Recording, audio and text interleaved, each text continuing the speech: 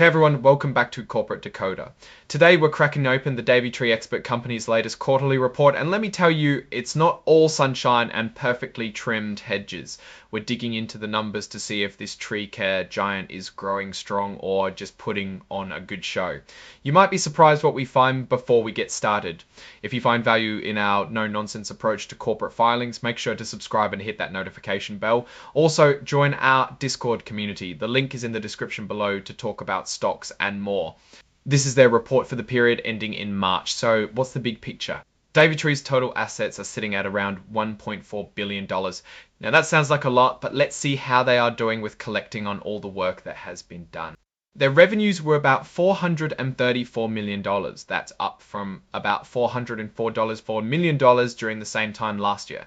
Not bad. It seems like business is growing, but what's happening with profits? Here is something that you should watch out for. They actually lost money. Their net loss was about $3 million lost last year. So while they are bringing in more cash, it appears it's costing them more to run the business.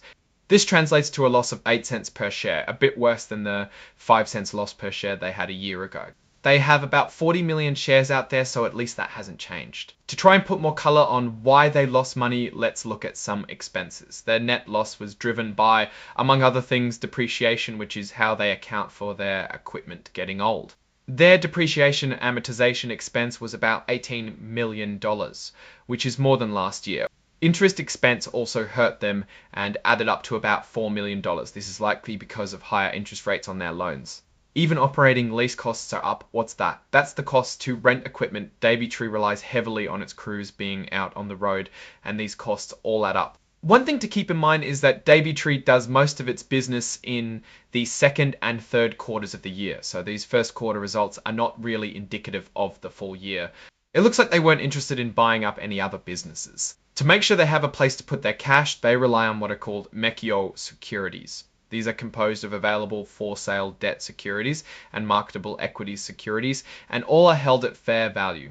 The goal is to be able to sell these if they need cash. They keep track of their intangible assets and goodwill. Intangible assets are things they own, but you cannot touch. Things like brand recognition. Goodwill is the premium paid over the fair value of a company's net assets when it's acquired in a business purchase. It appears as though they are part of a few legal battles and have set aside money in case of a loss.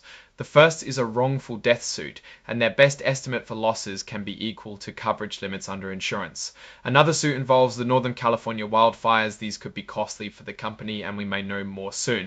It's interesting to note that Davey Tree is actually employee-owned. They offer stock options as incentive. There were 40 million shares for calculating net loss, so that is a big dilution. As always, we should keep a close watch for risks. They have a list of risks that are worth knowing about, just in case something drastic happens. One of the risks that they mention that have been changed are around tariffs. As of the date of this report, trade tensions are still high, and tariffs that have been increased or imposed on some imported goods. The CEO and CFO think that their financial statements are correct. So that's always good. Oxy.mal, what is our take?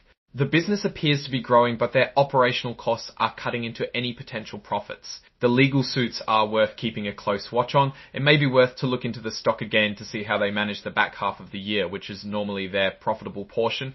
We can see why this company is not publicly traded. This report is full of good and bad. Alright, that's our breakdown of Davey Tree's latest filing. What's your take on these numbers and what they signal for the company's future? Drop your thoughts in the comments. If this analysis was valuable, hitting that like button really helps, and subscribe for more deep dives. Don't forget to check out the Discord in the description. Thanks for watching. See you next time.